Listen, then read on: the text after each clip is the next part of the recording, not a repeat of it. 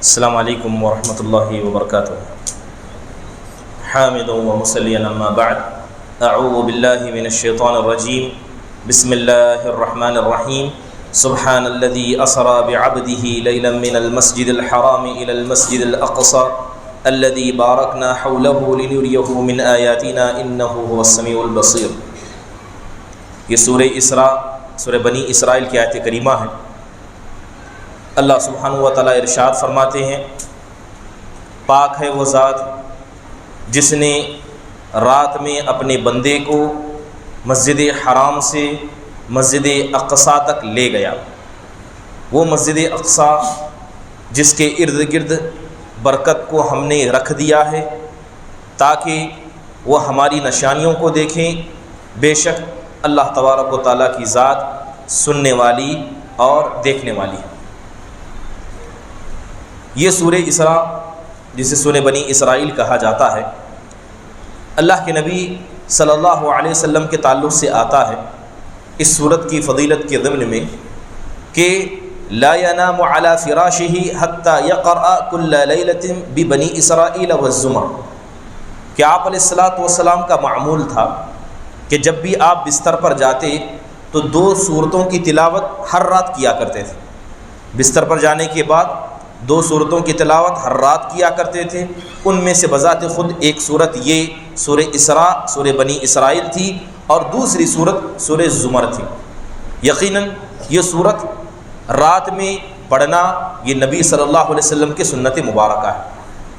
اگر بات کریں پہلی آیت کی جس کی تلاوت آپ کے سامنے کی گئی، اس آیت میں اللہ سبحانہ و تعالیٰ نے نبی صلی اللہ علیہ وسلم کے معجزات میں سے ایک عظیم الشان معجزے کا ذکر کیا ہے جسے ہم اسراء و معراج کے نام سے یاد کرتے ہیں۔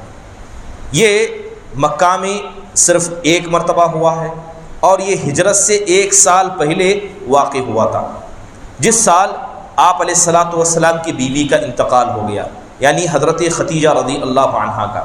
اسی سال آپ کے چچا ابو طالب کا بھی انتقال ہوا، اور یہ صدمے ایک کے بعد دیگر نبی صلی اللہ علیہ وسلم پر ایسے آئے کہ ان صدموں نے آپ علیہ الصلاۃ والسلام کو چور کر کے رکھ دیا۔ تو اللہ تعالیٰ نے آپ کو تسلی دینے کے لیے اور رب کے ایمان کو مضبوط کرنے کے لیے اللہ نے آپ کو ایسی نشانیاں دکھائی، ایسی اپنی قدرت دکھائی جس قدرت کو دیکھنے کے بعد آپ کے دل کو تسلی بھی مل جائے اور رب تعالیٰ کی ربوبیت، الوہیت اور اسماء صفات پر آپ کا ایمان مزید ہو جائے۔ لہذا آپ علیہ الصلاۃ والسلام کو رات میں چلایا گیا۔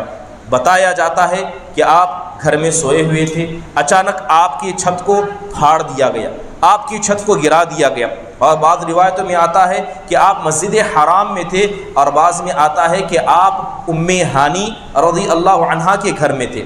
بہرحال حضرت جبرائیل آئے، آپ کو اٹھایا اور اٹھا کر ایک سواری براق پر آپ کو سوار کیا۔ آپ علیہ الصلاۃ والسلام نے اس سواری کے بارے میں فرمایا یہ گدھے سے تھوڑا بڑی اور خچر سے تھوڑا چھوٹی تھی، لمبی سواری تھی اور سفید رنگ کی سواری تھی۔ جہاں تک انسان کی نگاہ جاتی ہے اتنا لمبا یہ سواری ایک قدم کو رکھا کرتی تھی۔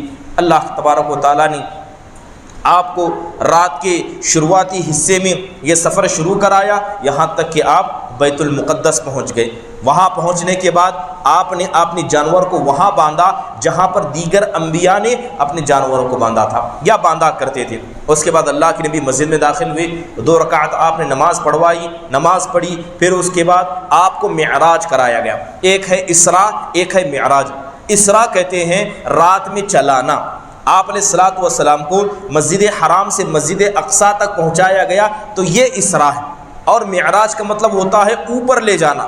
تو لہذا بیت المقدس سے جو آسمانوں کو آپ کو سیر کرائی گئی اس کو معراج کہا جاتا ہے۔ اللہ تبارک و تعالیٰ نے آپ علیہ الصلاۃ والسلام کو بلایا، حضرت جبرائیل کے ساتھ تھے، پہلے آسمان پر پہنچے، پوچھا گیا کون ہے، بتایا گیا جبرائیل ہے، پوچھا گیا آپ کے ساتھ کون ہے، بتایا گیا محمد صلی اللہ علیہ وسلم ہے، پوچھا گیا کیا ان کو دعوت دی گئی ہے، بتایا گیا کہ ہاں ان کو بلایا گیا ہے۔ اس کے بعد استقبال کرتے ہوئے آپ کو پہلے آسمان میں داخلے کی اجازت ملی۔ اسی طرح ایک کے بعد دیگر آپ 7 آسمان تک گئے اور ہر آسمان پر آپ نے انبیاء سے ملاقات کی۔ پہلے آسمان پر آپ کی ملاقات سب کے باپ حضرت آدم علیہ السلام پر بھی، اسی طرح دوسرے آسمان پر حضرت یوسف نبیوں سے ملتے ملتے آپ 5ویں آسمان پر گئے جہاں حضرت ہارون سے، اور 6ٹھے آسمان پر حضرت موسیٰ علیہ السلام سے ملاقات ہوئی۔ اس کے بعد آپ کو 7ویں آسمان پر لے جایا گیا جہاں پر آپ نے بیت معمور سے ٹیک لگا کر بیٹھے حضرت ابراہیم علیہ السلام کو دیکھا، پھر آپ کو وہاں سے سدرۃ المنتہا تک لے جایا گیا۔ اللہ کے نبی کہتے ہیں کہ وہاں پر جو منظر میں نے دیکھا، میرے پاس الفاظ نہیں ہے کہ بیان کیا کروں کہ کیا خوبصورتی اس منظر کی تھی، اس سدرۃ المنتہا کی تھی۔ ایک درخت تھا جس کے پتے ہاتھی کے کانوں جیسے بڑے بڑے تھے، ہر طرف روشنی اور چمک پھیلی ہوئی تھی۔ یہاں پر اللہ تبارک و تعالیٰ نے آپ سے گفتگو کی اور آپ علیہ السلام کو تحفہ عطا فرمایا، 50 نمازوں کا تحفہ دیا گیا۔ دوسرا تحفہ یہ دیا گیا کہ جو آدمی نیکی کا ارادہ کرے نمازوں کا تحفہ لے کر 7ویں سے 6ٹھے آسمان پر آئے۔ جب آپ 6ٹھے آسمان پر آئے تو آپ کی ملاقات حضرت موسیٰ علیہ السلام سے ہوئی۔ حضرت موسیٰ نے کہا کہ آپ جائیے اپنے رب سے ان 50 نمازوں میں کمی کا مطالبہ کیجیے، مجھے تجربہ ہے کہ میری امت کی طرح آپ کی بھی امت اس کو لاگو کرنے کی، اس کی حفاظت کرنے کی طاقت نہیں رکھتی۔ اللہ کے نبی گئے، 5 نمازوں کو کم کروایا۔ اللہ کے نبی حضرت موسیٰ کی گزارش پر جاتے رہے، آتے رہے، یہاں تک کہ 50 نمازوں کو 5 نمازوں میں کر دیا گیا۔ پھر آخر میں آپ نے کہا کہ مجھے شرم محسوس ہوتی ہے کہ میں اپنے رب کے پاس اس کے بعد جاؤں، تو آسمان سے ندا آئی کہ 50 کو 5 میں کر دیا گیا ہے، لہذا جو بھی ان نمازوں کی حفاظت کرے گا اللہ تعالیٰ اسے 50 نمازوں کا ہی ثواب دے گا۔ اللہ کے نبی صلی اللہ علیہ وسلم اس تحفے کو لے کر زمین پر آتے ہیں، آپ کو دوبارہ کعبۃ اللہ یعنی آپ کو گھر میں پہنچا دیا جاتا ہے۔ اسی کا ذکر کرتے اللہ نے فرمایا کہ بڑی پاک ہے وہ ذات جس نے رات میں آپ کو اتنا لمبا سفر کروایا۔ یہ سارا سفر صرف ایک رات کے اندر ہوا، ایک رات کے اندر اللہ نے سفر کروایا۔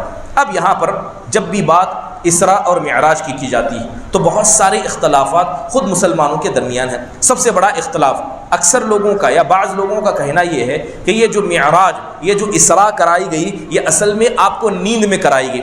آپ علیہ السلام بیدار نہیں تھے، آپ علیہ السلام کا جسم آپ کے گھر میں تھا اور آپ کی روح کو سفر کروایا گیا، جبکہ یہ بات درست نہیں ہے۔ اگر اسراء اور معراج کے واقعے کو ہم پڑھیں، قرآن کی آیتوں پر غور کریں تو ہمیں یہ پتہ چلتا ہے کہ اللہ کے نبی نے اتنا بڑا سفر بیداری کی حالت میں اور جسم اور روح کے ساتھ کیا ہے۔ بہت ساری دلیلیں ملتی ہیں۔ سب سے پہلے اللہ تبارک و تعالیٰ نے کہا کہ سبحان الذی اسری بعبدہ، پاک ہے وہ ذات جس نے اپنے بندے کو سفر کروایا۔ اب لفظ عربی میں جب عبد کہا جاتا ہے جس کا مطلب بندہ ہوتا ہے، تو بندہ یا عبد کا مطلب جو انسان جسم اور روح کے ساتھ ہو۔ اگر صرف روح ہو تو اسے بندہ نہیں کہا جاتا ہے، یا صرف جسم ہو تو اسے بھی بندہ نہیں کہا جاتا ہے۔ جب اللہ نے لفظ عبد کا استعمال کیا ہے تو اس کا مطلب یہ ہے کہ آپ کو جسم کے ساتھ اور روح کے ساتھ سفر کروایا گیا تھا۔ اور مان لی جیسے کہ بعض لوگ کہتے ہیں کہ آپ کو سفر روح سے کروایا گیا، تو اگر آپ نے روح سے سفر کیا ہے تو پھر سواری کی ضرورت کیوں پڑی؟ روح کو تو سواری کی ضرورت پڑتی نہیں، روح جدھر چاہے اٹھ کر چلی جاتی ہے۔ انسان مر جاتا ہے، اس کی روح کو آسمان میں لے جایا جاتا ہے، کسی سواری کی ضرورت نہیں پڑتی ہے۔ لہذا جب معراج میں آپ کو سواری پر بٹھایا گیا، اس کا مطلب یہ ہے کہ آپ جسم کے ساتھ تھے اور آپ علیہ السلام بیدار تھے۔ اب یہاں پر دیکھیں کہ اس آیت سے کچھ باتیں بڑی پیاری ہمیں ملتی ہیں۔ سب سے پہلی چیز یہ ہے کہ جب اللہ تبارک و تعالیٰ نے آپ کو معراج کرایا تو اللہ تعالیٰ نے کس نام سے آپ کو بلایا؟ اللہ کہتا ہے کہ سبحان الذی اسری بعبدہ، بڑی پاک وہ ذات جس نے رات میں اپنے بندے کو چلایا۔ اللہ تعالیٰ نے کیا کہا؟ اپنا بندہ۔ آپ رسول ہیں، آپ نبی ہیں۔ اللہ نے یہ نہیں کہا کہ اللہ نے اپنے نبی کو آسمان پر چڑھایا، اللہ نے اپنے رسول کو آسمان پر بلایا۔ تو اس کے ذریعے علماء اکرام اس تھے، تب جا کر آپ کو یہ مقام ملا۔ صرف نبی ہونے کی وجہ سے، صرف رسول ہونے کی وجہ سے آپ کو یہ مقام نہیں دیا گیا، کیونکہ آپ اللہ کے بندے تھے اور آپ بندگی میں مکمل انسان تھے، آپ کی ذات کامل تھی، تو لہذا آپ کی بندگی کا صلہ، یا یوں کہیں کہ اللہ نے آپ کو یوں دیا کہ آپ کو آسمانوں پر بلایا گیا۔ دوسری اہم چیز یہ ہے کہ اللہ تعالیٰ نے کہا لِنُرِيَهُ مِنْ آیاتنا، ہم نے اپنے بندے کو یہ سب کرایا تاکہ وہ ہماری نشانیوں کو دیکھیں، ہماری نشانیوں کو دیکھیں۔ اب یہاں پر ایک بات سمجھنے کی یہ ہے کہ مسجد اقصی اللہ تعالیٰ نے آپ کو مکہ سے اٹھایا اور مسجد اقصیٰ تک پہنچایا۔ کیا مسجد اقصیٰ تک پہنچانا کیا یہی نشانی تھی؟ آپ جانتے ہیں کہ مسجد اقصیٰ کو بہت سارے لوگوں نے دیکھا ہے، ہم نے بھی موبائل پر دیکھا ہے، اسے فاسق بھی دیکھتا ہے، فاجر بھی دیکھتا ہے، اور اس وقت کے مشرکین مکہ نے بھی مسجد اقصیٰ کو دیکھا تھا۔ تو اس میں نشانی کیسے ہوئی؟ اللہ کہتا ہے کہ ہم نے اپنی نشانیاں دکھائی۔ اصل میں جو نشانیاں اللہ کے نبی کو دکھائی گئی تھی وہ آسمان میں دکھائی گئی تھی، آسمان میں آپ کو نشانی دکھائی گئی تھی، کیونکہ مشرکین مکہ نے مسجد اقصیٰ کو دیکھا تھا، اللہ کے نبی نے نہیں دیکھا تھا۔ اور آپ کو جو نشانیاں آسمانوں میں دکھائی گئی تھی، اگر اللہ کے نبی آ کر کہتے کہ میں نے آسمان میں ایسا دیکھا ہے ایسا دیکھا ہے، تو مشرکین آپ کا انکار کرتے۔ اللہ تعالیٰ نے آسمان میں دکھانے کے ساتھ آپ کو زمین کی بھی ایک نشانی دکھائی، جسے آپ نے نہیں مگر مشرکین نے دیکھا تھا۔ اسی لیے جب اللہ کے رسول صلی اللہ علیہ وسلم نے کہا کہ میں آسمان پر گیا تو لوگوں نے آپ کا مذاق اڑایا، لیکن جب آپ نے یہ کہا کہ میں بیت المقدس گیا تھا تو ان لوگوں نے سوال پوچھنا شروع کیا، کہا کہ آپ نے بیت المقدس دیکھا ہے، ایک رات میں جا کر آنا ناممکن ہے، بتائیے کہ وہ بیت المقدس کیسا تھا۔ تو اللہ تعالیٰ بتانا چاہتا ہے کہ اللہ نے ان نشانیوں کو صحیح قرار دینے کے لیے یہ مسجد اقصیٰ کا سفر کروایا تھا، تاکہ اس کو مان لیں تو اس کو ماننا بھی مشرکین مکہ کے لیے آسان ہو جائے۔ اس کے علاوہ ایک بڑی اہم چیز اس آیت میں ہمیں جو سمجھ میں آتی ہے، اللہ فرماتا ہے الی المسجد الاقصی الذی بارکنا حولہ، ہم نے اس مسجد اقصیٰ تک آپ کو پہنچایا جس کے ارد گرد ہم نے برکت دی، اس کے ارد گرد ہم نے برکت دی ہے۔ اللہ تعالیٰ نے یہاں مسجد حرام کا ذکر کیا مگر برکت کا ذکر اللہ نے نہیں کیا، لیکن جیسے ہی اللہ نے مسجد اقصیٰ کا ذکر کیا اللہ نے یہاں برکت کا ذکر کیا۔ اس کے تعلق سے علماء فرماتے ہیں کہ عرب کے جو لوگ تھے ان کو پتا تھا کہ یہ کعبۃ اللہ کس نے بنایا ہے، کعبۃ اللہ کو حضرت ابراہیم نے بنایا، سب جانتے تھے، سب مانتے تھے، یہود و نصارہ کو بھی پتا تھا، اور سب کو پتا تھا کہ حضرت ابراہیم نے دعا کی تھی کعبۃ اللہ کے لیے کہ اللہ اس کو امن کا شہر بنا دے، اس میں برکت کو دے دے، سب کو پتا تھا۔ لیکن مسجد اقصیٰ کے تعلق سے کسی کو نہیں پتا، عرب اس کو پتا نہیں تھا کہ مسجد اقصیٰ کیا ہے، نصارہ کو پتا تھا کہ مسجد اقصیٰ کیا ہے، مگر وہ یہودیوں سے اتنی نفرت کرتے تھے کہ ان کی نفرت میں انہوں نے کبھی کسی کو نہیں بتایا کہ مسجد اقصیٰ کیا ہے۔ خود یہود جو مسجد اقصیٰ کو اپنا ہونے کا دعویٰ پہلے سے کرتے آئے ہیں، وہ کبھی وہاں لوٹ کر نہیں جا سکے، تو انہوں نے بھی مسجد اقصیٰ کے بارے نہیں بتایا تھا۔ تو اللہ تعالیٰ نے یہ آیت نازل کر کے بتا دیا کہ جس طرح بیت اللہ کعبۃ اللہ حرام یعنی کعبۃ اللہ کو ہم نے برکتوں سے نوازا ہے، ایسے ہی ہم نے مسجد اقصیٰ کو بھی برکتوں سے نوازا ہے۔ اور قرآن کی اعجاز میں سے ایک بڑا پیارا اعجاز یہ ہے کہ اقصیٰ یہ لفظ کہا جاتا ہے جب کوئی چیز دو چیزوں سے دور کسی کونے میں ہو، دو چیزیں موجود ہوں اس سے دور کوئی چیز کونے میں ہو۔ آپ دیکھیں کہ قرآن نے اس مسجد کو مسجد اقصیٰ کے نام سے یاد کیا ہے، تو گویا ایک طرف ہے مکہ کی مسجد، ایک طرف ہے مدینہ کی مسجد، اور ان دونوں سے دور ہے مسجد اقصیٰ۔ تو اللہ تعالیٰ نے ان تینوں مسجدوں، ان دو مسجدوں کو ثابت کرتے ہوئے تیسری مسجد کا ذکر کیا، اور اس کا ذکر خود اللہ کے نبی نے حدیث میں بھی کہا کہ تین ہی ایسی مسجدیں ہیں جس کے جانب انسان عبادت کے قصد سے وہاں جا سکتا ہے۔ اس میں کون سا ہے؟ ایک مسجد نبوی ہے، ایک کعبۃ اللہ ہے، اور تیسرا مسجد اقصیٰ ہے۔ اس کے علاوہ اللہ تبارک و تعالیٰ نے یہاں پر ذکر کیا وَآتَيْنَا مُوسَى الْكِتَابَ، جب اللہ نے مسجد اقصیٰ والی آیت کا پہلی آیت میں ذکر کیا تو اس کے بعد اللہ نے حضرت موسیٰ علیہ السلام کا ذکر کیا۔ جب ہم قرآن کو پڑھتے ہیں تو آپ قرآن پر پڑھیں گے تو دو چیزیں آپ کو زیادہ نظر آئیں گی۔ پہلی چیز یہ ہے کہ جہاں جہاں اللہ نے نبی صلی اللہ علیہ وسلم کی نبوت کا ذکر کیا ہے اس کے اکثر بات اللہ نے حضرت موسیٰ کی نبوت کا ذکر کیا ہے، اور قرآن کے اندر جس نبی کا سب سے زیادہ تذکر آیا ہے وہ کون ہے؟ وہ حضرت موسیٰ علیہ السلام۔ سب سے زیادہ آپ کے قصے کو اللہ نے بیان کیا، اور سب سے زیادہ بنی اسرائیل میں آپ کے قصے کو بیان کیا۔ علماء فرماتے ہیں کہ کیا وجہ ہے کہ قرآن آپ پر اتارا گیا مگر اس میں سب سے زیادہ قصے موسیٰ علیہ السلام کے؟ تو یہ بتایا جاتا ہے کہ آپ کے ذکر کے بعد حضرت موسیٰ کا ذکر کرنا یہ اس لیے ہے کہ اللہ تبارک و تعالیٰ نے اب تک جتنی بھی شریعتیں نازل کی ہیں، جتنی بھی کتابیں نازل کی ہیں، ان میں سب سے پاورفل شریعتیں صرف دو گزری ہیں، ایک حضرت موسیٰ کی شریعت اور دوسرا یہ امت محمدیہ کی شریعت۔ اللہ نے جتنی کتابیں اتاری ہیں ان میں سب سے زیادہ شریعتوں والی کتابیں صرف دو تھی، ایک وہ جو یہودیوں کو دی گئی اور ایک وہ جو مسلمانوں کو دی گئی۔ پھر ایک وجہ یہ بھی ہے کہ دنیا کے اندر جب دنیا ختم ہو جائے گی، قیامت آئے گی، تو سب سے زیادہ جن کے امتی ہوں گے وہ دو نبی کے امتی ہوں گے، ایک حضرت موسیٰ علیہ السلام کے، اس کے بعد اللہ کے رسول صلی اللہ علیہ وسلم کے۔ یہی سارے وجوہات ہیں جن کی وجہ سے اللہ تعالیٰ نے جہاں نبی صلی اللہ علیہ وسلم کا ذکر کیا تو اس کے بعد ایک بزرگ نبی حضرت موسیٰ کا ذکر کیا۔ اور آپ حدیثوں پر غور کریں کہ اللہ کے نبی صلی اللہ علیہ وسلم جب معراج پر گئے تھے تو جس نبی نے آپ کو نصیحت کی وہ کون تھے؟